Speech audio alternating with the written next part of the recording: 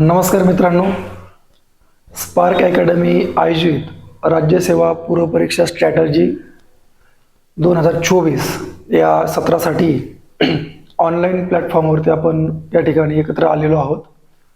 Spark academy ही एक charitable trust आहे की ज्या माध्यमातून हे स्पर्धा परीक्षा केंद्र या ठिकाणी रविवार पेठेमध्ये चालवलं जातं आणि त्याच्या माध्यमातून आपल्या वेगवेगळ्या भागातली, ग्रामीण भागातली जी मुलं असेल किंवा वेगळ्या क्षेत्रात अभ्यास करणारी मुलं यांना अतिशय माफक दरामध्ये चांगल्या दर्जाचे लेक्चर्स असेल, स्पर्धा परीक्षेचं मार्गदर्शन असेल, हे उपलब्ध करून देण्याचं काम या ठिकाणी स्पार्क अकॅडमी करत आहे. आणि त्याचाच एक भाग म्हणून आपण या प्लॅटफॉर्मवरती विनामूल्य उपलब्ध होत आहोत. याच भूमिकेतून मी तुषार दिगंबर नांगुर्डे, छत्रपती संभाजीनगर येथील मी आहे. 2021च्या बॅचमधून माझी STI पदी निवड झालेली आहे. त्याच्यातूनच पुन्हा ASO म्हणूनही माझी निवड झालेली आहे. आणि राज्यसेवा 2022ची मुलाखत, 2020ची मेन्स मी या ठिकाणी दिलेली आहे. आणि त्यातून या छोट्याशा अनुभवामधून राज्यसेवाचा अभ्यास करत असताना प्रामुख्याने राज्यशास्त्र हा विषय माझा मास्टर्ससाठी पण होता. सेट आणि नेट याही परीक्षा मी उत्तीर्ण केलेल्या आहे आणि त्यातूनच सध्या मी PhD सुद्धा करत आहे. त्यामुळे मुद्दामहून राज्यशास्त्र हा विषय पूर्व परीक्षेसाठी आपण अभ्यासणार आहोत. आणि ही चर्चा आपण या ठिकाणी पुढच्या काही तासाभरामध्ये नेमकं पूर्व परीक्षा करत असताना राज्यशास्त्र या विषयाचा अभ्यास कसा केला पाहिजे हे आपण समजून घेऊया. प्रामुख्याने आपल्याला हे समजलं आहे, सिलेबस आपल्याकडे आहे, त्यातल्या प्रामुख्याने काय गोष्टी आहेत तर 2 पेपर आहेत. पेपर क्रमांक 1 सामान्य अध्ययन 100 प्रश्न 200 गुण. पेपर क्रमांक 2 ज्याला आपण CSAT म्हणतो 80 प्रश्न 200 गुण.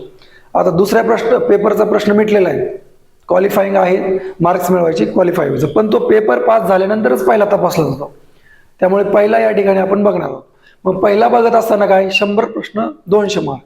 त्यातले पुन्हा आपण सिलेबस तुमच्याकडे आहे, त्याच्यामध्ये हिस्ट्री आपण म्हणताना काय म्हणतो, history, geography, polity, economics, currents आणि सायन्स आणि एन्व्हायरमेंट असं म्हटलं म्हणजे आपण प्रिलिम्सचा सिलेबस झाला असं म्हणतो. इथेच आपण फसतो. मग ते काय फसणं आहे आणि नेमकं खरं काय आहे तर त्या आभासी जीवनातून सत्यात काय यायचं तर ते आपण आज राज्यशास्त्र या स्पेसिफिक विषयाच्या बाबतीत बघणार आहोत. पर्टिक्युलरली मला 2022च्या राज्यशास्त्र 2022च्या पूर्व परीक्षेमध्ये 132 गुण होते आणि कट ऑफ होता 106.50.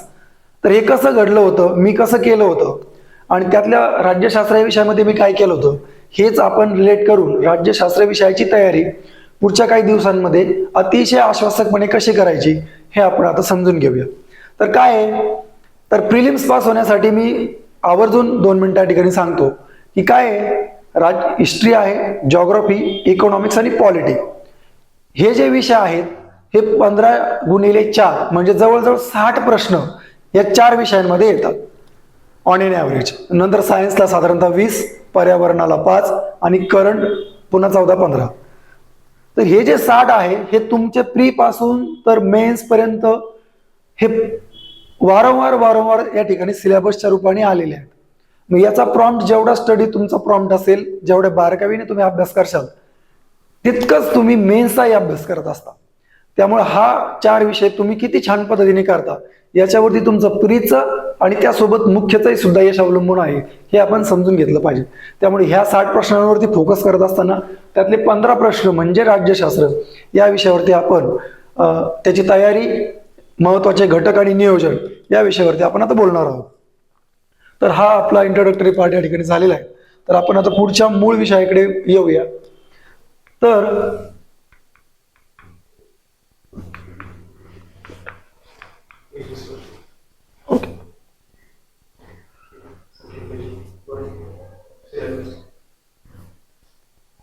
या ठिकाणी मी मुद्दामून सिलेबस लिहिलेला आहे.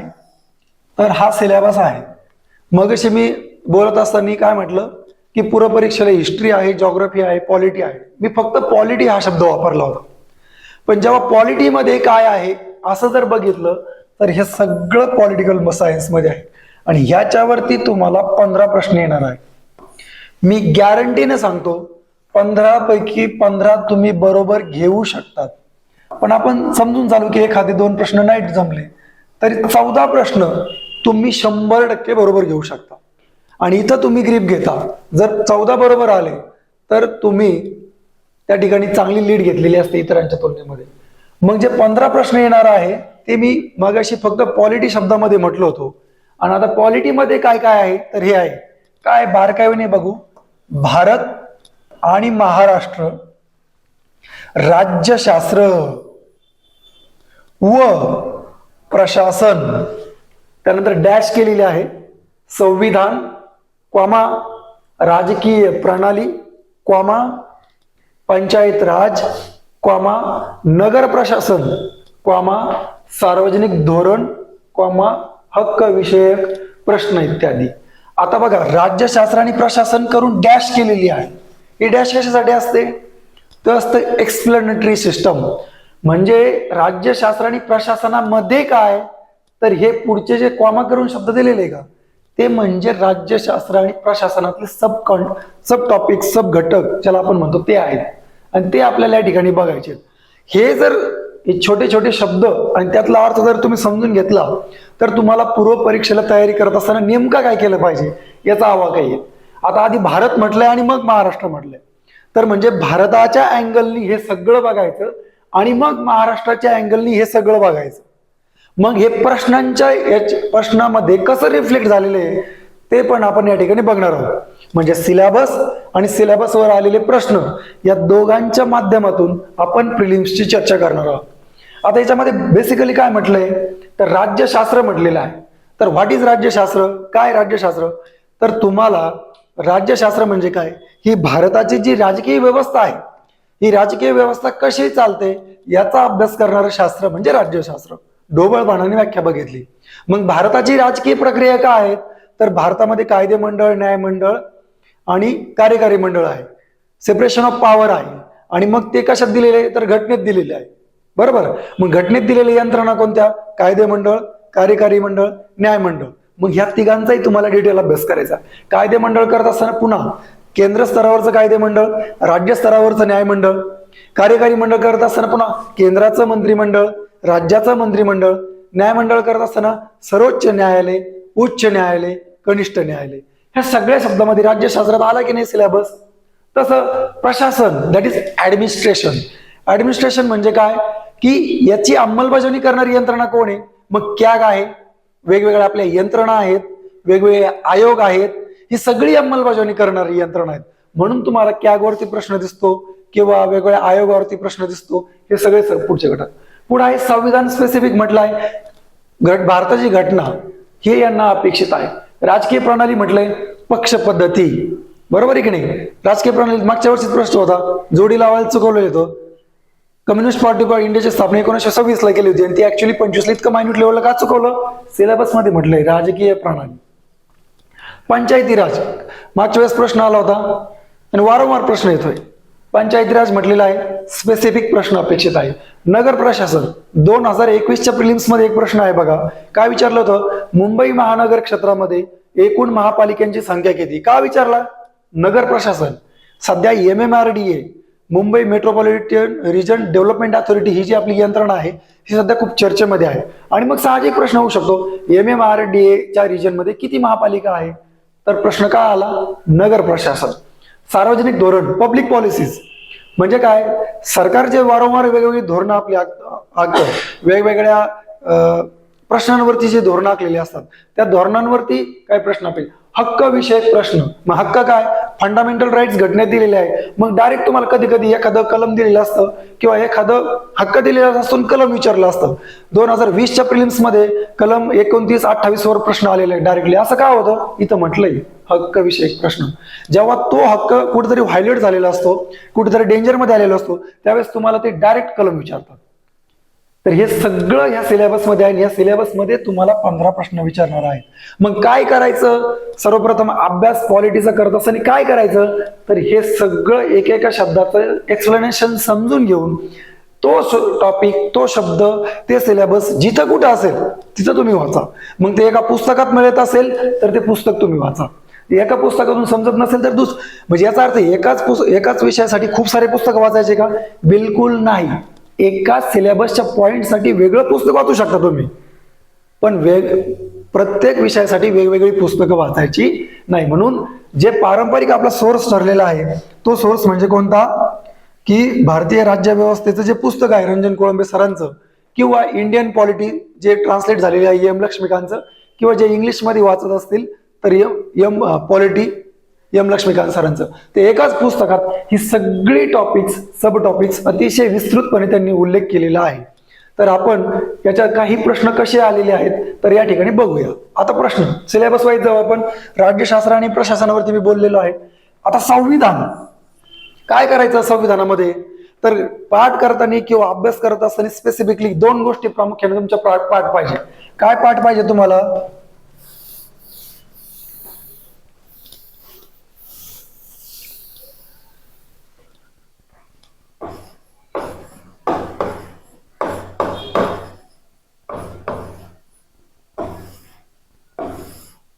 पहिला आहे संविधान.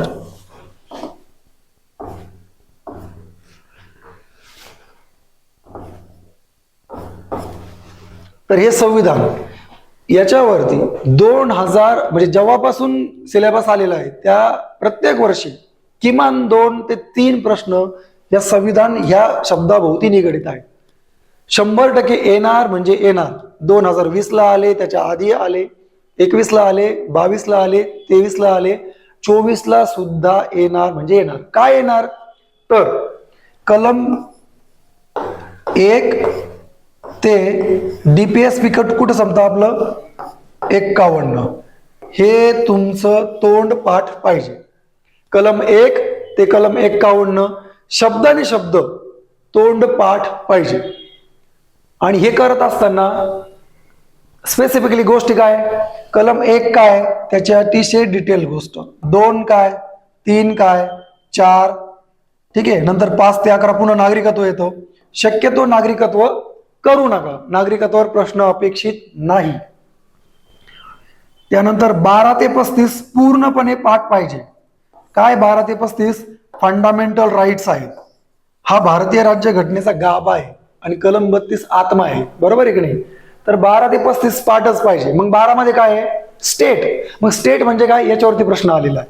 कलम 13 मध्ये काय म्हटलेलं आहे, जो कोणी कायदा फंडामेंटल राईट्सचं व्हायोलेशन करेल तो नल होईल किंवा त्याबद्दल रद्द होईल, त्याच्यावरती प्रश्न आलेला आहे. मग पुन्हा वाद सुरू होतो, मग कायद्यामध्ये घटना दुरुस्ती येते की नाही. तर हे सगळं तुम्हाला कलमावरती बोलता आलं पाहिजे. मग कलम 14, 15, 16, 17, 18, 19, 20 चं वर्डिंग पाठ पाहिजे.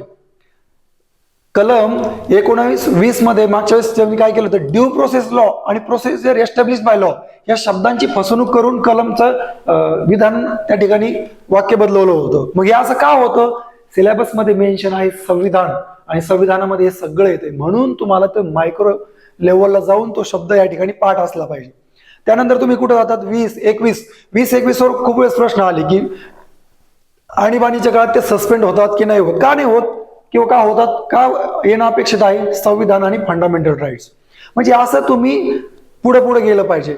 त्यानंतर 25 ते 28 मध्ये धार्मिक स्वातंत्र्याबद्दल बोललेलं आहे. मागच्या वेळेस डायरेक्ट कोट केलं होतं सेंटेन्स आणि कलम विचारलं होतं.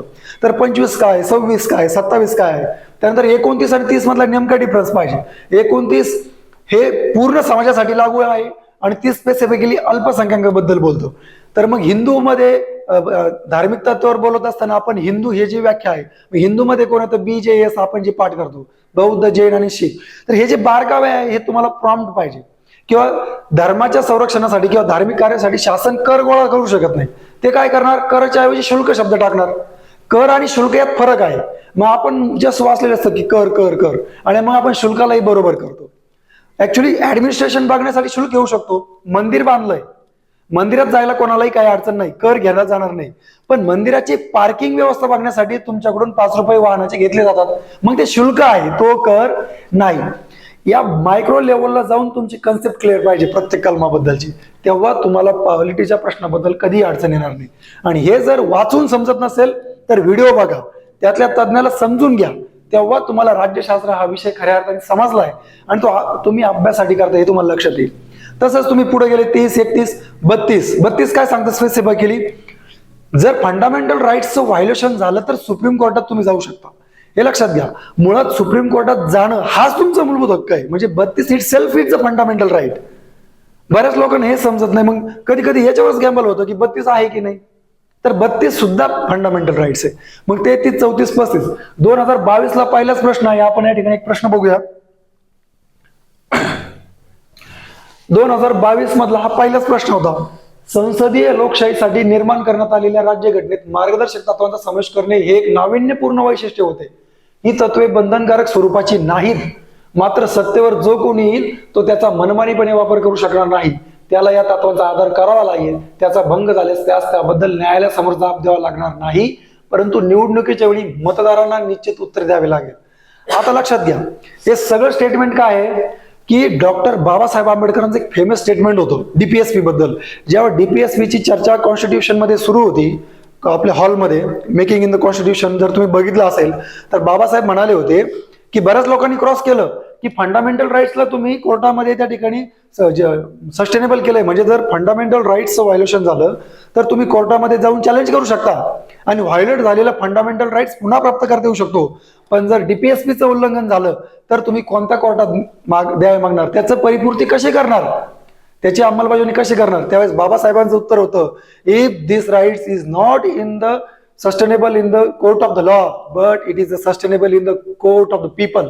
लोकांच्या न्यायालयात ते सस्टेनेबल आहे, लोकांच्या न्यायालयात त्याला उत्तर द्यावे लागेल आणि तेच कोट केलेलं आहे. आणि हे तुम्हाला पुस्तकात वाचायला मिळेल जर तुम्ही पुस्तक शांतपणे वाचत असाल तर. म्हणजे आणि हे कसं आहे, जेव्हा तुम्ही आवड म्हणून अभ्यास करता ना तेव्हा तुम्हाला असे प्रश्न खूप सुंदर पद्धतीने टाकले जातात. आणि मजबुरी म्हणून अभ्यास करत असाल तर तुम्हाला असे प्रश्न कधीच येणार नाही, कारण तुम्ही मग पाठांतराकडे जाणार. कोण म्हटलं असेल काय, मग सगळ्या लोकांना तर बऱ्यापैकी के मुंशी कारण ते स्टेटमेंट करण्यात पटायत होते किंवा पंडित नेहरूंनी उद्दिष्टांचा ठराव वगैरे मांडला होता, मग तिकडे आपण जाऊ शकतो.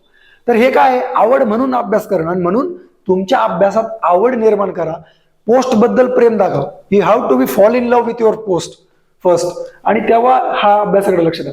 पुढचा प्रश्न होता, मी तुम्हाला मगाशी बोललो होतो प्रशासन हा शब्द होता, तर ऍडमिनिस्ट्रेशन मध्ये काय येणार पुढं, कॅग येणार. किंवा संविधानामध्ये सुद्धा 148 मध्ये स्पेसिफिक मेन्शन केलेले 148 ते 151 मध्ये कॅग.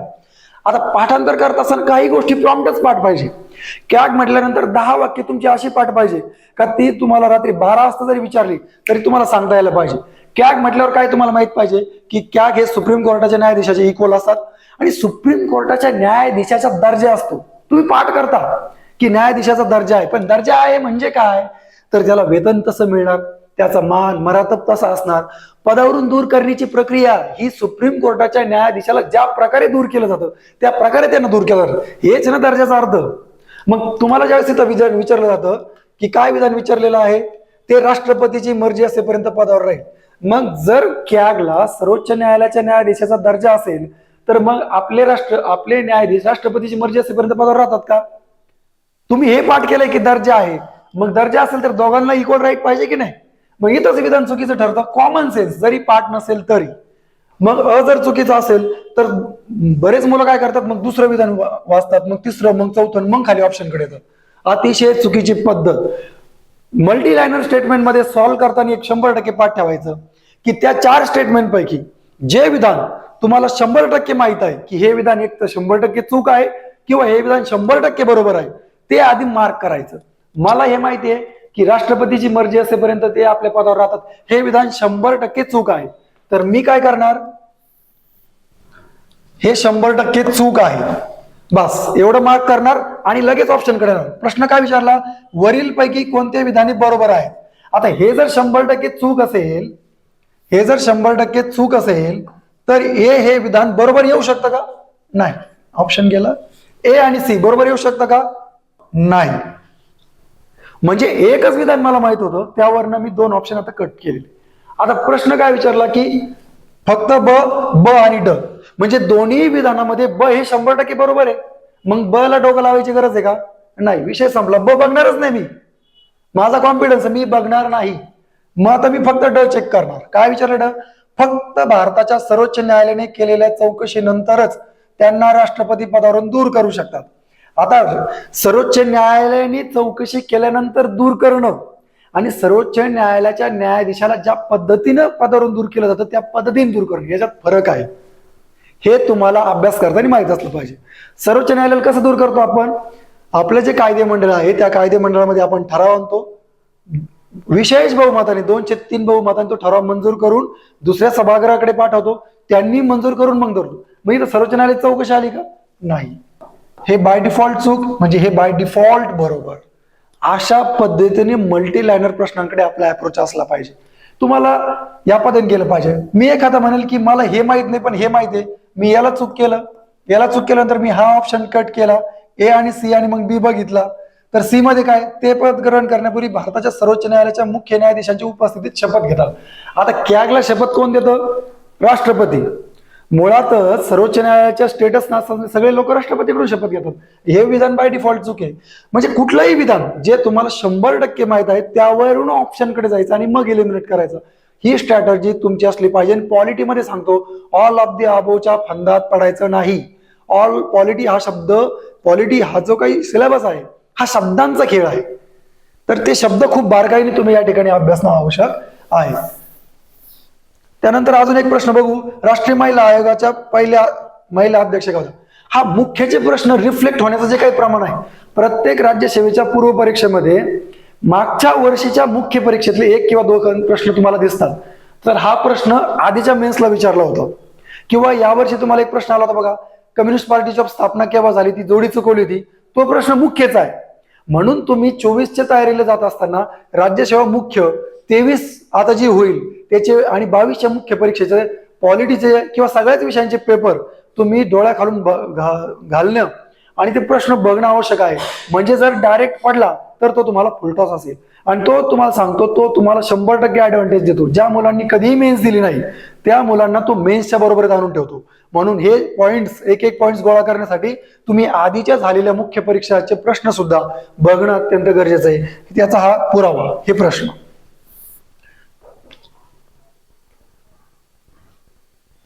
त्यानंतर अजून काही प्रश्न बघूयात. खालील विधाने विचारात याबद्दल बोललेलं आहे. खटल्याबद्दल, डिपार्टमेंटल प्रोसिडिंग्स बद्दल बोललेलं आहे बघा. खालील विधाने विचारात घेऊन इथे एक प्रश्न आलेला आहे, का आला 371 बद्दल? राज्य शब्द वाचला काय आपण कुठेतरी? बरोबर आहे की नाही? महाराष्ट्र शब्द वाचला होता बघा.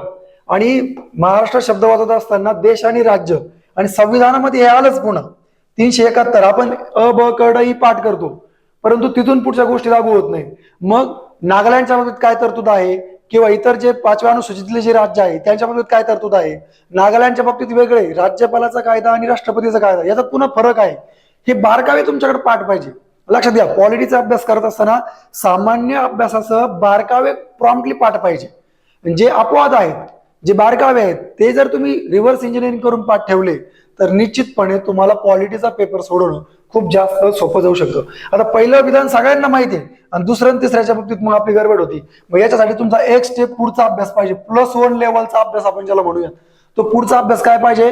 अपवाद काय आहे, राज्य नागालँडच्या बाबतीत वेगळं आहे आणि जे AMTM जे राज्य आपले मणिपूर, त्रिपुरा, मेघालय याच्या बाबतीतलं वेगळे. मग ते वेगळे पण काय आहे हे तुम्ही त्या ठिकाणी लक्षात घेतलं पाहिजे. आता मणिपूरचा वादविवाद सुरू होता मधल्या काळामध्ये, इलेक्शन्स पण मणिपूरमध्ये झालेले आहे, त्यामुळे त्या राज्याच्या वेगळेपणावरती घटनेत असणाऱ्या तरतुदीबद्दलची प्रश्न अपेक्षित आहे.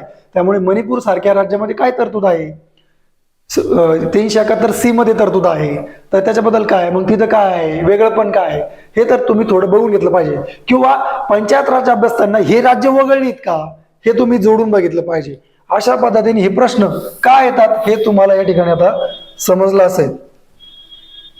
ठीक आहे, हे प्रश्न मी तुम्हाला मुद्दामून दाखवतो. आता हे काय तुम्ही हे पाठ केला असेल, कलम 20-21 मध्ये आलेलं आहे बघा. 20, 21, 19, 22, कलम 22चा स्पेसिफिक प्रश्न आहे. मी तुम्हाला सांगितलं 1 ते 51 पाठच पाहिजे. कलमावरती थेट प्रश्न आहे आणि ह्या कलमाची विधानं ऍज इट इज उचललेली आहे. त्याच्यात मग जर चूक करायचं असेल विधान तर ते करणार, आणि ऑप्शन मध्ये ऑल ऑफ द अबोव नाही. त्यामुळे इथं काहीतरी चूक केलेली आहे तुम्हाला 100% लक्षात आलं पाहिजे. आणि मग काय चूक केलं असेल याच्याकडे थोडं लक्ष द्यायचं.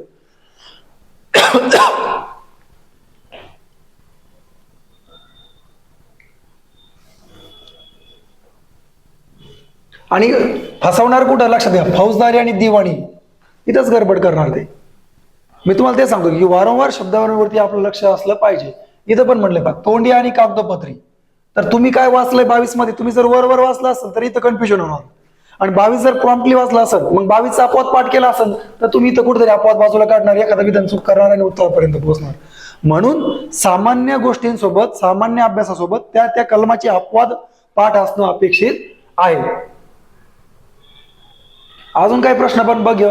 संसदेच्या दोन्ही सभागृहांच्या प्रतिनिधींचा समावेश होतो, बरोबर आहे की नाही. तर हे थोडासा मेन्सच्या ओरिएंटेशनचा प्रश्न होता. तर हे तुम्हाला स्वॅलो नावाचं एक हे आहे, SWALLO.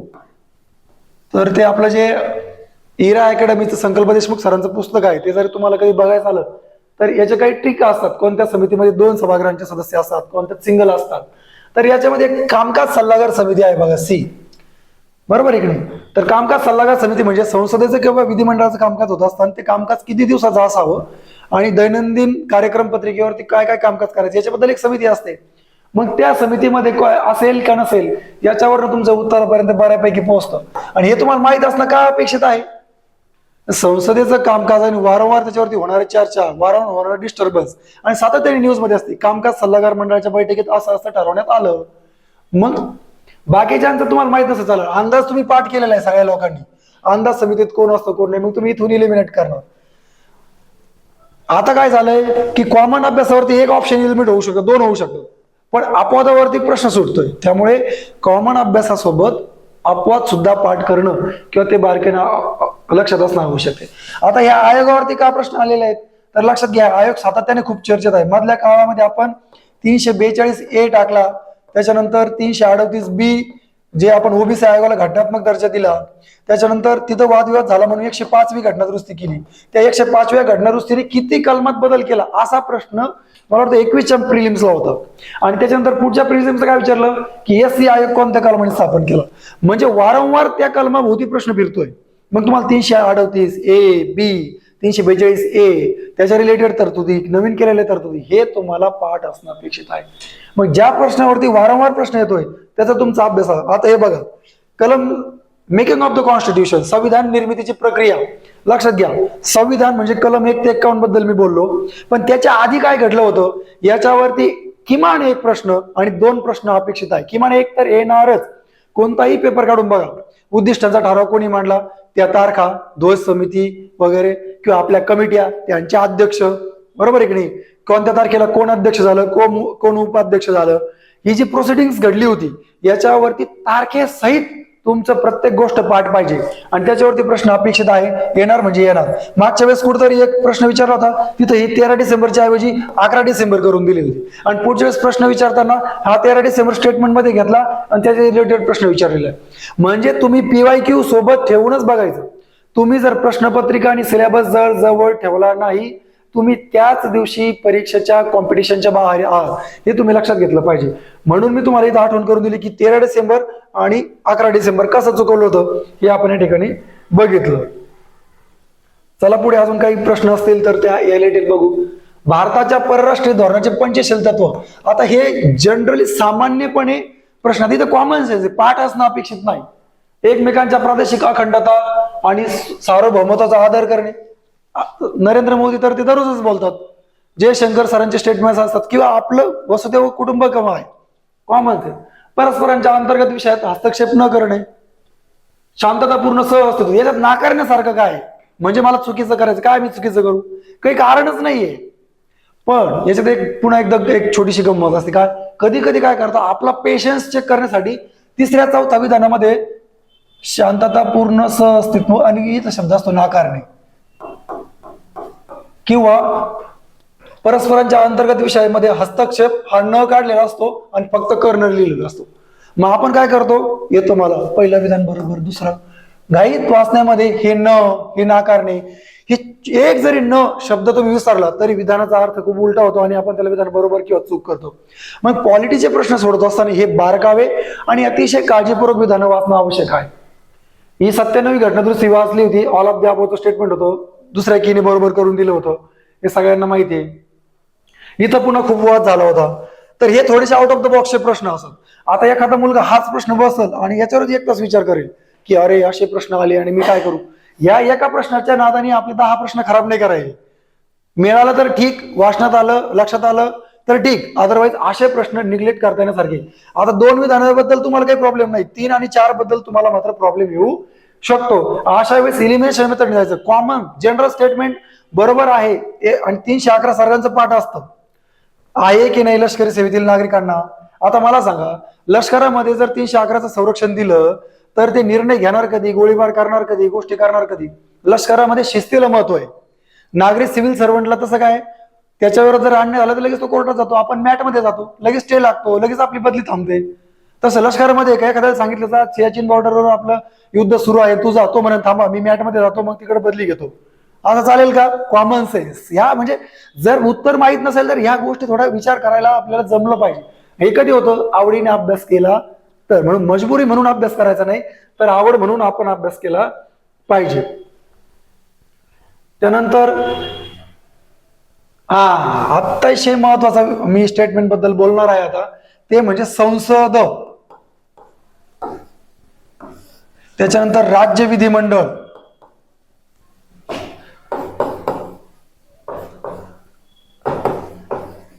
सध्या माझ्याकडे बॉन्ड पेपर नाहीये, पण असला तर मी 100 रुपयाच्या बॉन्ड पेपरवर लिहून द्यायला तयार आहे की संसद या प्रकरणावरती किमान 2 प्रश्न पडणार म्हणजे पडणारच. मग तुम्हाला संसदेच्या स्थापनेपासून कलम 79 पासून तर किती मेंबर आहे, काय आहे, संसदेच्या लोकसभा अध्यक्ष काय, मग ते नसल्यावर कोण, ते नसल्यावर कोण, पॅनल ऑफ चेअरपर्सन काय असतं, त्याची प्रोसिडिंग्स काय, तिथून संसदेमध्ये मनी बिल आधी कुठं मांडणार, नंतर कुठं मांडणार, कोणत्याला काय तरतूद आहे, मनी बिल 1 काय, 2 काय, वित्त विधेयक 1 काय, 2 काय, पुन्हा दुसऱ्या सभागृहाचे अधिकार, पुन्हा राज्यसभा, राज्यसभेचं वेगळेपण काय, राज्यसभेत कोणते विधेयक आहे की ते पासच झाले पाहिजे, किंवा कुठल्या याच्यात संयुक्त बैठक होते, कुठले होत नाही, हे सगळे बारकावे करत करत कायदा पास करण्याची प्रक्रिया.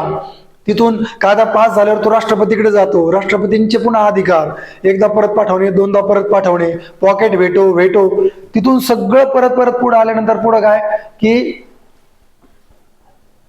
हे सगळे 0 आवर, कॉलिंग अटेन्शन मोशन, CAM ज्याला आपण म्हणतो, कॅम, 0 आवर. आता 0 आवरचा एक प्रश्न आलाय, तो पण मी तुम्हाला सांगणार आहे. कॉलिंग अटेन्शन मोशन, बरोबर आहे की नाही, औचित्य प्रश्न ज्याला आपण म्हणतो, हे सगळं जे बारकावे आहे संसदेच्या, पुन्हा संसदेच्या कमिट्या, त्यातनं मेंबर, हे सगळं अतिशय बारकाव्याने अभ्यास करा. संसद, संविधान 1 ते 51 हे तुम्ही प्रायोरिटी बेसिसवर अभ्यास केला पाहिजे. आणि सेम रिफ्लेक्शन कुठं होईल, राज्य विधिमंडळामध्ये कलम 73 आणि 74 जे संसदीय प्रणालीचं आपलं स्ट्रक्चर आहे, बरोबर आहे की नाही, की the council of the ministers headed by the prime minister shall be responsible for the Lok Sabha म्हटलेलं आहे. आणि तिथं काय करतात, लोकसभेच्या ऐवजी संसद शब्द टाकून देतात. मग आपण पाठ केलेलं असतं की विधिमंडळ जबाबदार असतं, कायदेमंडळ जबाबदार असतं, पण संसद की लोकसभा, तर घटनेमध्ये स्पेसिफिक लोकसभा म्हटलेलं आहे. तर हे बारकावे तुमच्या या ठिकाणी अभ्यास करत असताना लक्षात असले पाहिजे. विधिमंडळात सुद्धा कलम 163, 64 वर वारंवार प्रश्न आहेत, राज्यपालांवर वारंवार प्रश्न आहेत. कलम 200 काय सांगतं की एखादं विधेयक राज्यपालांकडे आलं तर त्यांच्याकडे 4 पर्याय असतात, त्यातला एक पर्याय म्हणजे राष्ट्रपतीकडे राखीव ठेवणं. मग तो पर्याय लक्षात घ्या, एकदा की राज्यपालांनी एखादं विधेयक हे राष्ट्रपतींच्या विचारार्थ राखीव ठेवलं तर त्या स्पेसिफिक विधेयकाबाबतीत राज्यपालांची भूमिका संपते. म्हणजे नंतरचं विधेयक जर परत आलं राष्ट्रपतीकडून तर ते पुन्हा राज्यपालांना राष्ट्रपतींकडेच पाठवावं लागतं. ह्या ज्या गोष्टी आहेत ह्या अतिशय क्रिस्टल क्लिअर तुमच्या असल्या पाहिजे, तेव्हा तुम्हाला हे संसद, राज्य विधिमंडळातले बारकावे त्यातले प्रश्न तुम्हाला त्या ठिकाणी टॅकल होऊ शकतात. आता 2 गोष्टी, आता याच्यात इथं प्रश्न आले बघा, लोकसभेच्या प्रमुखांच्या गटाची म्हणजे पॅनल ऑफ चेअरपर्सनची निवड लोकसभा आपल्या सदस्यांमधून करते. जेव्हा लोकसभेच्या अध्यक्षांची अथवा उपाध्यक्षांची पद रिक्त असेल, बघा व्हॅकन्सी ऑफ द पोस्ट आणि ऍबसेंट ऑफ द पोस्ट म्हणजे काय, पद रिक्त असेल म्हणजे त्यांची नेमणूकच झालेली नाही, आणि ऍबसेंट असणं म्हणजे काय, पद नेमणूक झालेलं आहे पण आजारी किंवा तात्पुरत्या कारणामुळे ते थोड्या वेळ बाहेर जाणार आहे. आपण वर्गात हजर असतो ऍबसेंट, तर ऍबसेंट असल्यावर कोण काम बघतो आणि पोस्ट व्हॅकंट असल्यावर काय होतं हे तुमचे बारकावे पाठ पाहिजे. तर इथं काय म्हटलं ते बघायचं व्यवस्थित, रिक्त म्हणजे काय, व्हॅकंट, बरोबर आहे की नाही, आणि इथं म्हटलं ऍबसेन्स, तर हे तुम्हाला समजलं पाहिजे. ऍबसेन्स विचारलंय का व्हॅकंट म्हटलेलं आहे, ठीक आहे, हे जे म्हटलेलं बघा व्हॅकंट, आणि प्रश्न व्हॅकंट आणि ऍबसेंट वरच येणार, कारण विचारण्यासारखं वेगळं पण काही नाही तिथं. बघा इथं व्हॅकंट म्हटलंय, इथे ऍबसेन्स म्हटलंय. मग ऍबसेन्स असल्यावर कोण आणि व्हॅकंट असल्यावर कोण? ऍबसेंट असल्यावर पॅनल ऑफ चेअरपर्सन आहे, व्हॅकंट असल्यावर लोकसभा अध्यक्ष, ते नसतील तर उपाध्यक्ष, आणि ते दोघंही नसतील तर राष्ट्रपती नेमतील अशी व्यक्ती किंवा संसदेने आपल्यातून निवडून तात्पुरता नेमलेला एखादा प्रतिनिधी. मग ती पुढची तरतूद काय आहे हे तुम्हाला पाठ पाहिजे. तर या अँगलनी तुमचे प्रश्न, हा करंटचा प्रश्न होता, JNUचे ते करंटचा प्रश्न आहे, ते तुम्ही बघू शकता. ठीक आहे, असे काही 2200 प्रश्न. आता 23 मधले काही पॉलिटीचे प्रश्न आपण या ठिकाणी बघूया. बघा मी मगाशीच बोललो होतो 163, 164, 163 आणि 64 मध्ये काय नाही म्हटलंय, बरोबर? काय बघा, मुख्यमंत्र्यांची नियुक्ती राज्यपालांद्वारे केली जाईल. ठीक आहे, आता समजा 1 मिनिट विचार करा की मला माहितच नाही उत्तर काय. मुख्यमंत्र्यांची नियुक्ती राज्यपाल करतात, बरं ठीक आहे करतात, आपल्याकडे माहितच आहे. मंत्रिमंडळ राज्याच्या विधानसभेला एकत्रित जबाबदार असणार नाही. कॉमन सेन्स, पाठांतराचा सोडाच, फक्त तुमचं पेशन्स चेक केलेलं आहे. सगळ्यांना उत्तर माहिती आहे, इव्हन तो ज्यांनी पहिल्यांदा पॉलिटी वाचली किंवा नसेलही, जो पेपर वाचतो किंवा कामकाज बघतो त्यालाही पण माहिती आहे. पण इथं फक्त काय केलंय, तुमचं पेशन्स चेक केलेलं आहे. मी जर असतो पेपर सेटर तर हे विधान 4 नंबरला ठेवलं असतं. वाचणार थकून गेला पाहिजे, हे 3रं विधान वाचता वाचता थकतो तो, इथं नाही, वर नाही का खाली नाही, संपला विषय. मग काय पेशन्स, शांत डोक्याने प्रश्न वाचायचे. आणि हे विधान इथं चुकीचं आहे, मी असतो तर हे विधान 4 नंबरला ठेवलं असतं आणि अजून परीक्षा बघितली असते, पण ते चांगले होते म्हणून त्यांनी 2 नंबरला ठेवलं, लगेच कळलं. मुळात 164 मध्ये आहे की नाही ते सोडून द्या, हेच विधान चुकीचं आहे ना. मंत्रिमंडळ राज्याच्या विधानसभेला एकत्रित जबाबदार असणार नाही, असतंच ते, हे विधानच चुकीचं आहे. ठीक आहे, हे तुम्हाला माहिती आहे. इतर मंत्र्याची नियुक्ती राज्यपाल मुख्यमंत्री सल्ल्यानुसार करतात, बरोबर आहे. बघा, व्यक्तीचे भारतीय नागरिकत्व संपुष्टात येते जर, याच्याबद्दल ती बोलले होतं. हे नागरिकत्वावर प्रश्न होता, का होता हा 5 ते 11. मी मगाशी तुम्हाला सांगितलं की 5 ते 11 करू नका, तुम्ही होता म्हणजे इथं प्रश्न आहे, पण करंटच्या रिलेटेड प्रश्न होता म्हणून तो आला होता, अदरवाईज प्रश्न अपेक्षित नाही. इथं त्यांनी 18 महिन्यांचा कारावास चुकवलेला आहे. जनरली असं चुकवत नाही, पण अशा प्रश्नांमध्ये ते करू शकतात. तो करंट रिलेटेड प्रश्न होता म्हणून तो तिकडे रिफ्लेक्ट झालेला आहे. पुढचे काही प्रश्न बघूयात. मी तुम्हाला आधीच सांगितलं, मेकिंग ऑफ द कॉन्स्टिट्यूशन कोणाकडून काय घेतले, पाठचं पाहिजे. इथं जोड्या विचारल्या आणि हे बारकाईने पाठ करायचं, काही पण ट्रिक्स करा, जसं जमेल तसं करा, पण हे पाठच पाहिजे, इथं अजिबात चुकायचं नाही. संसदीय राजभाषा समितीचा मुख्य उद्देश विचारलेला आहे, कोणते आहे लक्षात ठेवा. जनरली मुख्य उद्देश जेव्हा विचारतो काय, मुख्य मेन पर्पज एकच असणं अपेक्षित आहे. हे थोडस होतं. आणि बकड, अड आणि वरील सर्व, आपल्यापैकी 99% लोकांनी वरील पैकी सर्व केलं. प्रश्न जर व्यवस्थित विचारला असेल आणि ज्यांनी अभ्यास थोडासा आवडीने म्हणून केला असेल तर आपल्याकडे बघा, सुरुवातीला काय झालं होतं की एक संसदीय राजभाषा समिती आणि भाषावर प्रांत रचना करणारा आयोग, याच्यातला फरक समजून घ्या. नवीन घटक राज्यांच्या भाषिक मागण्यांकडे लक्ष देणे हे राजभाषा आयोग, भाषावर प्रांत रचना आयोग जे फाजल अलींच्या नेतृत्वात स्थापन झालं होतं त्यांचं काम होतं. ते भाषावर प्रांत रचना आयोग वेगळा आणि संसदीय राजभाषा समिती वेगळी, बरोबर आहे की नाही. मग हे बारकावे लक्षात, आपण भाषावर प्रांत रचना आपलं खूप पाठ आहे म्हणून आपण बरोबर बघा, सगळं कॉमन आहे ना, त्रिभाषा सुश्री वगैरे, अरे हो बरोबर आहे सगळं. पण काय इथं संसदीय राजभाषा समिती म्हटलंय त्यांनी, भाषावर प्रांत रचना आयोग नाही. आणि काय विचारलं होतं, समितीचा मुख्य उद्देश विचारला होता, हा फक्त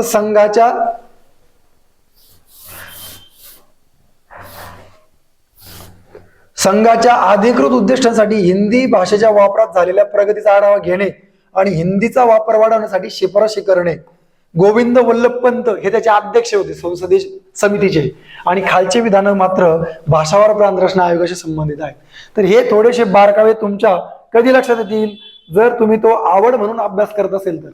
बघा, सिलेबस मध्येच मी तुम्हाला पॉइंट आउट करून दिलं होतं, काय पंचायती राज 73 आणि 74वी घटना दुरुस्ती, त्यातल्या मॅन्डेटरी तरतुदी आणि अनैच्छिक तरतुदी, ऐच्छिक तरतुदी, कोणत्या राज्याला लागू आहे कोणत्या राज्याला नाही, आणि जिल्हा परिषदेचं कामकाज, त्याचा कायदा, अध्यक्षाला पदावरून दूर करणे, त्याचं बहुमत, हे थोडस तुम्हाला माहित असणं अपेक्षित आहे. त्यामुळे याच्यावरती प्रश्न आहे, हा प्रश्न कॅन्सल झालेला आहे. याच्यामध्ये काय झालं होतं की कोणाच्या कार्यकाळामध्ये अध्यक्षांना राज्यमंत्र्याचा दर्जा दिला, युती शासनामध्ये 1995ला पण तो दर्जा दिला होता. आणि अविश्वास ठराव किती लोक मांडतात लक्षात ठेवा. कोणताही प्रश्न जर आला अविश्वास ठरावावरती, तर अविश्वास ठरावासाठी कोणतं बहुमत लागतं याचं स्टेटमेंट असतं म्हणजे असतं, आणि मोस्ट ऑफ द केसेसमध्ये ते बहुमत चुकवलेलं असतं. त्यामुळे बहुमत किती आहे आणि कोणतं आहे हे बारकाईने तुमचं पाठ असलं पाहिजे. अध्यक्षाला बहुमत किती, आता सरपंच डायरेक्ट जनतेतून आहेत मग त्याला बहुमत किती, आणि स्त्री जर सरपंच असेल तर तिला बहुमत किती, याच्यात सुद्धा फरक आपल्याकडे होता का आहे का हे तुम्ही समजून घेतलं पाहिजे. आला प्रश्न तर त्या अँगलने येणं अपेक्षित आहे. पुढचे काही प्रश्न बघूयात. लोकपाल लोकायुक्त अधिनियम विचारला 2016च्या तरतुदी, बरोबर आहे की नाही. आता याच्यामध्ये काय म्हटलं, तिसरं विधान बघा, सर्व घटक राज्यांनी लोकायुक्त पदे स्थापना 1 वर्षाच्या आत करावी असे बंधनकारक करण्यात आले. आता कॉमन सेन्स आहे, जर 16ला असं बंधनकारक केलं तर आतापर्यंत सगळ्या राज्यांनी लोकायुक्त का स्थापन नाही केला. बर, प्रत्येक राज्याला स्वतःचा कायदा करून लोकायुक्त, आपल्या स्वतःच लोकायुक्त आहे ना. कर्नाटक आपण म्हणतो कर्नाटकचं लोकायुक्त खूप स्ट्रॉंग आहे. मग राज्यांना जर असं बंधनकारक केलं तर तो राज्यांच्या अधिकारावरती घाला होईल. त्यामुळे ते encroachment of the powers of the state, federal स्ट्रक्चरला धोका निर्माण करू शकतं. म्हणून अशा प्रकारचे रिजिड कायद्यामध्ये बंधन असणं अपेक्षित नाही. हे जर उत्तर माहीत नसेल तर पुढचं डोकं लावण्याचा मुद्दा आहे. परंतु अशा प्रकारे ऑल ऑफ द अबोव सहजासहजी करायचं नाही पॉलिटीच्या बाबतीत, प्रिलिम्सला मेन्सला सुद्धा. त्यामुळे हे इथं त्यांनी चुकवलेलं होतं. बाकीचं त्यांचे विधान बघा, हे जे असतात ना 16 जानेवारी 24ला, आता 16 जानेवारी 14ला लागू झाला, हे तुम्हाला पाठ असणं अपेक्षित. 10 वर्षापूर्वीची गोष्ट किती तारखेला लागू झाली एवढी प्रॉम्प्ट अपेक्षित नाही, बरोबर आहे की नाही. हे 30 दिवस वगैरे हे कलम तुम्हाला पाठ असणं अपेक्षित आहे का. लोकपालाच्या कोणत्या कलमात कोणती गोष्ट आहे तुम्हाला पाठ असणं अपेक्षित आहे का. म्हणून तुम्ही ह्या विधानाला बरेच लोक काय करतात, कलम दिले चुकवलो म्हणजे बघ चुकीच नाही. जेव्हा खूप जुना रिलेटेड विषय विचारलेला असतो तेव्हा सामान्य गोष्ट चुकवलेली असते, स्पेसिफिक गोष्ट नाही. म्हणून कलम 44 30 दिवस चुकवणं अपेक्षित नाही. काय चुकवणं अपेक्षित आहे तर राज्यांना काय प्रॉब्लेम धोकादायक बंधनकारक केलंय की त्या अँगलने तुम्ही ते बघणं अपेक्षित आहे. म्हणजे अशा वेळेस थोडी असं विचार आउट ऑफ द बॉक्स तुम्ही करणं अपेक्षित. हे कधी होतं जेव्हा तुम्ही आवड म्हणून अभ्यास करता आणि छान अभ्यास करता ना, मन लावून खूप सारे प्रश्न बघतात, तेव्हा तुम्हाला आयोगाची ही काम करण्याची पद्धत लक्षात येते. आणि आयोग कसा विचार करतो हे जर तुम्हाला एक थोडं समजायला लागलं तर तुम्ही रिस्क घेता, बरोबर आहे की नाही. थोडी रिस्क, त्याला आपण काय म्हणतो कॅल्क्युलेटेड रिस्क या ठिकाणी घेता आली पाहिजे. म्हणजे ऑल ऑफ द अबोवचा ट्रेंड आहे ते इकॉनॉमिक्स मध्ये करायचं बिनधास्त ऑल ऑफ द अबोव तिथं. कारण काय होतं त्यांची प्लॅनिंग कमिशनच्या पेपरमधूनच प्रश्न घेतलेले असतात आणि त्यामुळे ते चुकवण्याची शक्यता कमी असतात. चुकवलं तरी ते मेजर गोष्ट चुकवतात. ह्या गोष्टी लक्षात घेतली पाहिजे. राष्ट्रीय मागासवर्ग आयोगाचे कर्तव्य, जनरली कर्तव्यामध्ये कोणती गोष्ट चुकवण्याची अपेक्षित नसतं त्यांचं. आणि अशा वेळेस ब्रॉडर कन्सेप्ट ठेवायची. ठीक आहे, खालीलपैकी कोणती जोडी भारताचे राष्ट्रीय पक्ष, मी आधीच सांगितलं तुम्हाला हा मुख्यचा प्रश्न रिपीट झालेला आहे मेन्सचा. ठीक आहे, ही जोडी त्यांनी काय केलंय 1925 ते 26 करून दिलं. पण बाकी पाठ पाहिजे तुम्हाला. आता हे जे नवीन मुलं नवीन अभ्यास करतात ज्यांनी मेन्स दिली नाही त्यांना अशा प्रकारचे प्रश्न मात्र जड जाऊ शकतात. म्हणून मी तुम्हाला काय सांगतोय, आधीच्या झालेले मुख्यचे प्रश्न तुम्ही थोडेसे बघा म्हणजे हा सिलेबस तुम्हाला त्या ठिकाणी लक्षात येईल. अजून काय प्रश्न आहेत का. हे म्हणजे मी आधीच सांगितले पाठच पाहिजे. 5व्या अनुसूची, आता बघा घटनेमध्ये 3 प्रकारचं बहुमत तुम्ही पाठ केलं, साधं बहुमत, विशेष बहुमत आणि अजून कोणतं बहुमत आहे, निम्म्या प्लस विशेष बहुमत प्लस निम्म्यांची घटक राज्यांची परवानगी. मग कोणत्या केसमध्ये कोणतं बहुमत लागतं हे आपण पाठ केलेलं आहे, बरोबर आहे की नाही. तर हे तुम्ही पाठ तुमच्या अँगलनी पाठ करायचं आहे. इथं 5व्या अनुसूचीबद्दल बोललं होतं तर त्याला सामान्य कायदा करून संसद बदलू शकते. ठीक आहे, तर हे तुमचं पाठच असणं अपेक्षित. याला म्हणजे मी विनाकारण प्रत्येक गोष्टीला लॉजिक सांगण्याचा अर्थ हे पाठ करण्याचा मुद्दा आहे. 6वी घटनादुरुस्ती. आता मला सांगा 368 मध्येच बदल करायचा आहे, याच्याबद्दल कोणतं बहुमत आहे ते तुम्ही मला कमेंट बॉक्समध्ये त्या ठिकाणी कळवा. त्याच्यानंतर राष्ट्रपतीच्या निवडणुकीची प्रक्रिया बदलायची आहे तर त्याला कोणतं बहुमत आहे. मग याच्यात काही ब्रॉडर आपल्याला ठरवता येईल का. म्हणजे जी घटनादुरुस्ती भारताच्या संघराज्य स्ट्रक्चरला धक्का लावते त्याच्यात घटक राज्यांची परवानगी घेणं आवश्यक आहे. म्हणजे ज्या घटनादुरुस्तीमध्ये राज्यांचा संदर्भ येतोय कुठेतरी, राज्य आणि केंद्र दोघांच्या अधिकारांमध्ये काहीतरी गडबड होऊ शकते, तिथं तुम्हाला निम्म्या प्लस घटक राज्यांची परवानगी पाहिजे. जे संसदेतल्या गोष्टी, ज्या घटनेमधल्या काही गोष्टी ज्या महत्वाच्या आहेत त्याला आपण विशेष बहुमत ठेवलेलं आहे. आणि ज्याच्यामध्ये केंद्राचं नियंत्रण आवश्यक आहे त्याला आपण साधा कायदा ठेवलेला आहे. असं काही आहे का हे तुम्ही बघा आणि कमेंट बॉक्समध्ये मला पुन्हा एकदा कळवा.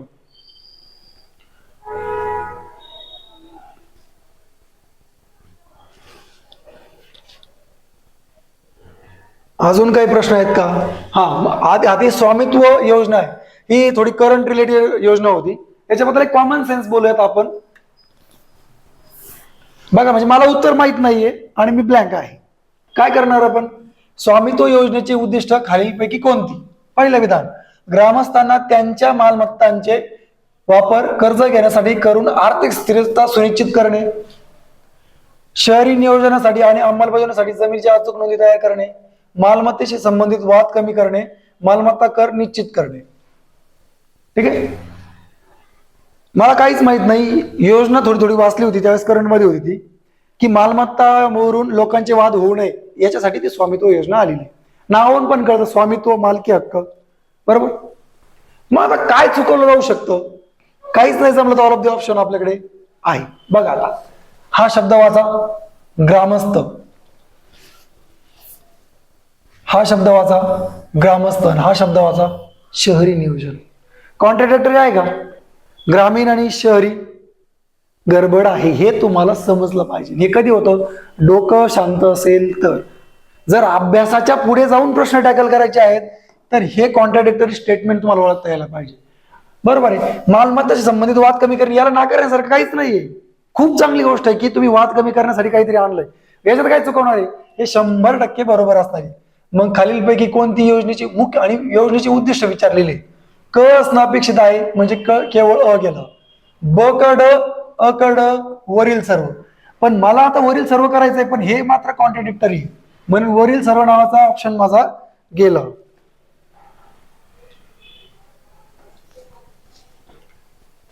ठीक आहे, आणि मग हा गेला, म्हणून मला एक तर ग्रामस्थांचं बघायचं की शहरी नियोजनाचं बघायचं. मग ग्रामस्थांच्या मालमत्तांचं कर्ज घेण्यासाठी आर्थिक स्थिरता निश्चित करणे, आणि ती योजना मुळात ग्रामीण भागातल्या जनतेसाठी होती, म्हणून हा ब मला बाहेर काढावा लागतो, नाविलाजाने अकड. म्हणजे अशा प्रकारे इलिमिनेशन साठी कॅल्क्युलेटेड रिस्क तुम्हाला घेता यायला पाहिजे, जेणेकरून तुमचे जे स्कोर आहे, मी आधी जे सांगितलं की मला 132 मार्क्स 200 पैकी होते आणि पॉलिटीचे 15 पैकी 15 माझे बरोबर होते. त्याचं कारण हे असा थोडासा रिस्क या ठिकाणी घेण्याची प्रवृत्ती. आता हा एक कॉमन सेन्स. अभ्यासाचा पुढचा टप्पा काय? भारतातील केंद्र व राज्य शासन यांच्यातील कायदेविषयक संबंधाबाबत कोणते विधाने बरोबर आहेत? पुन्हा एकदा, आता इथं बघा ऑप्शनचा पॅटर्न बघा, काय 3 बरोबर आहे कुठले तरी, म्हणजे 100% एक विधान चुकीचं आहे. 100% एक विधान चुकीचं आहे हे आपण बघत असताना मग आता काहीतरी चुकवायचंय मला. मग काय चुकवायचं?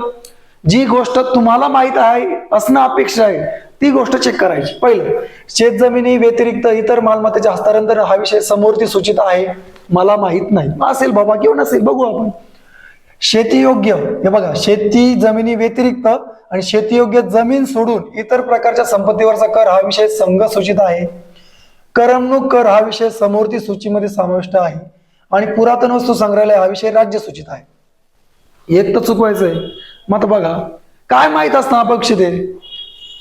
करमणूक कर बद्दल तुम्ही कुठेतरी वाचलंय का?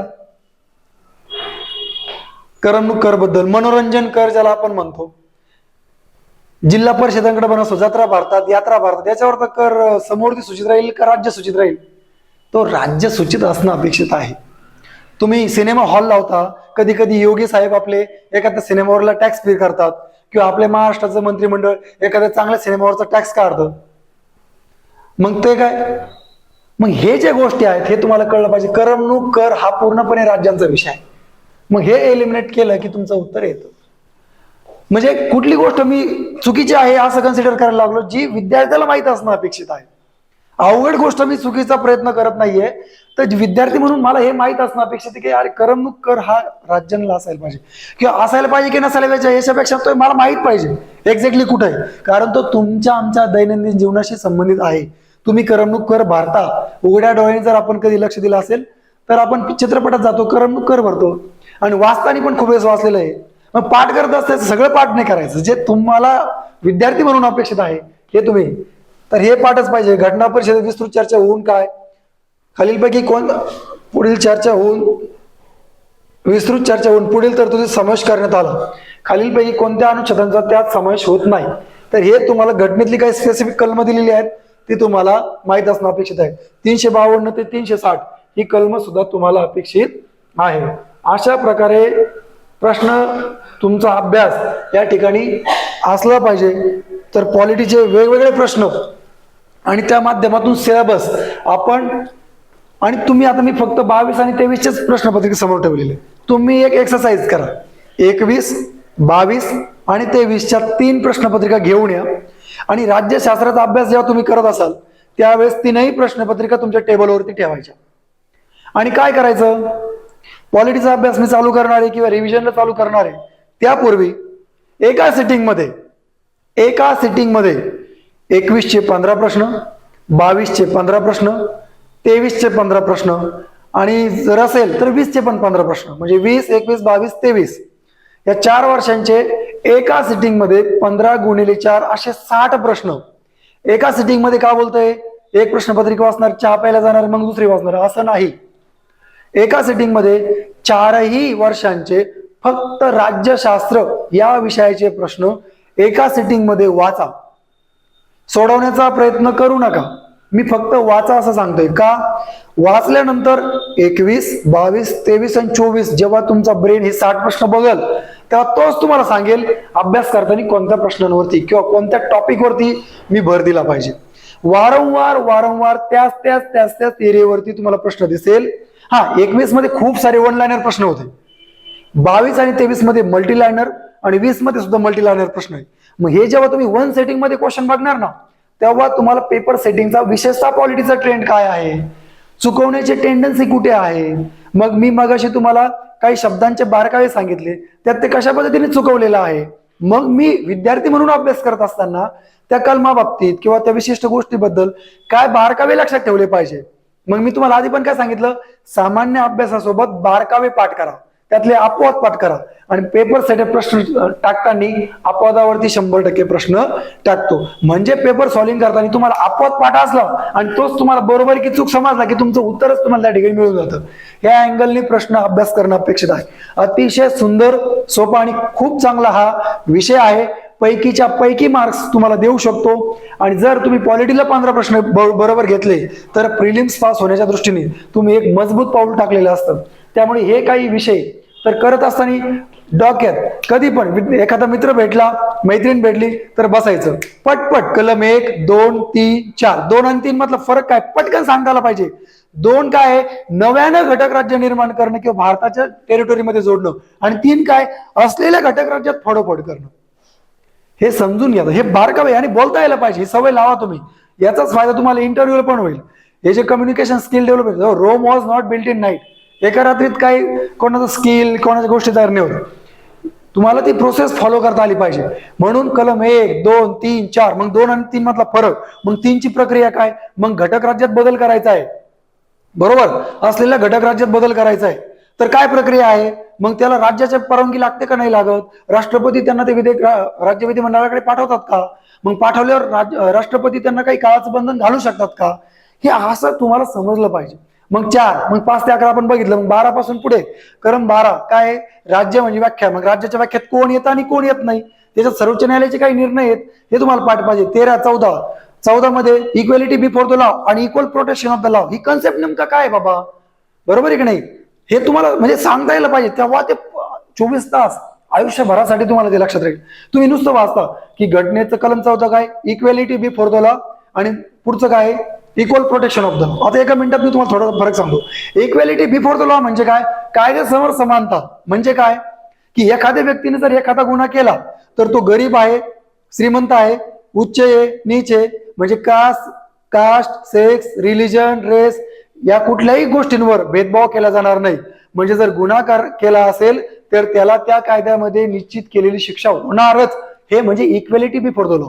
आणि equal protection of the law म्हणजे काय, तर equal protection of the law म्हणजे काय, तर एखादी गर्भवती महिलेने गुन्हा केलेला आहे आणि एखाद्या दांडग्या माणसाने गुन्हा केलेला आहे.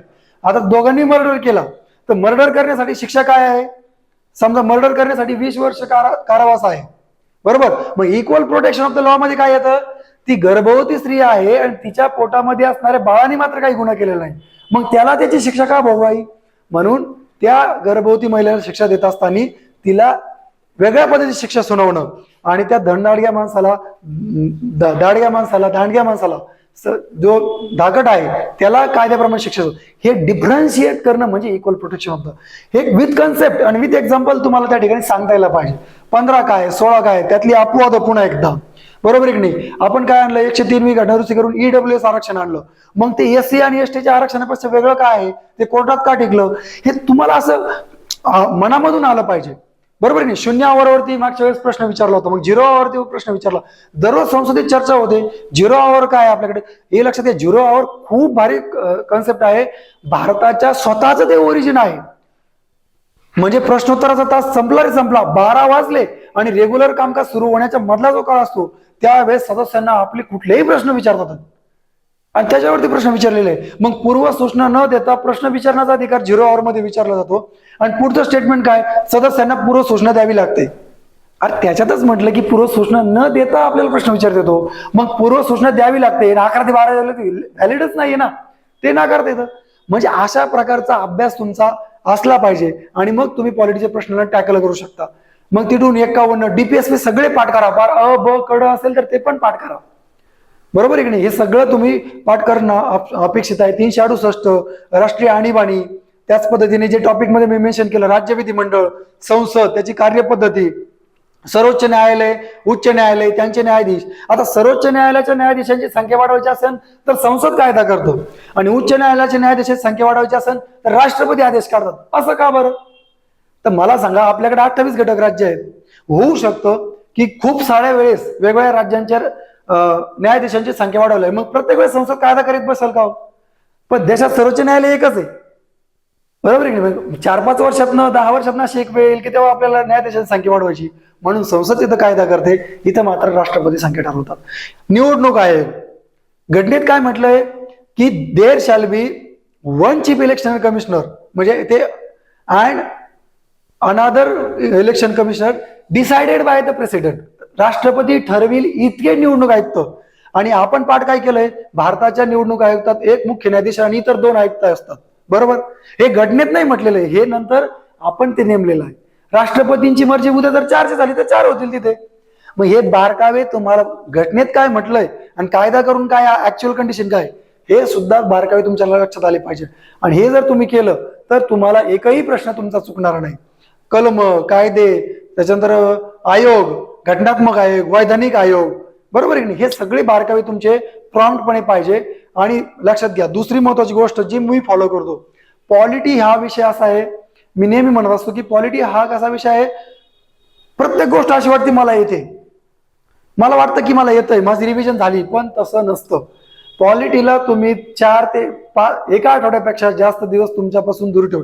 पॉलिटी ही अशी मैत्रीण आहे तुमची का तिला जर 7 दिवसापेक्षा जास्त दिवस तुम्ही बोलले नाही, भेट घेतली नाही, तर ती तुम्हाला डंप करू शकते. त्यामुळे तिला जास्त वेळ द्या, वारंवार वेळ द्या आणि जास्तीत जास्त मार्क्स मिळवा आणि तुम्ही जास्त स्कोर करा, याच मी या ठिकाणी तुम्हाला सांगेल. अशा प्रकारे पॉलिटीच्या माध्यमातून तुम्ही आउट ऑफ स्कोर घेऊ शकता.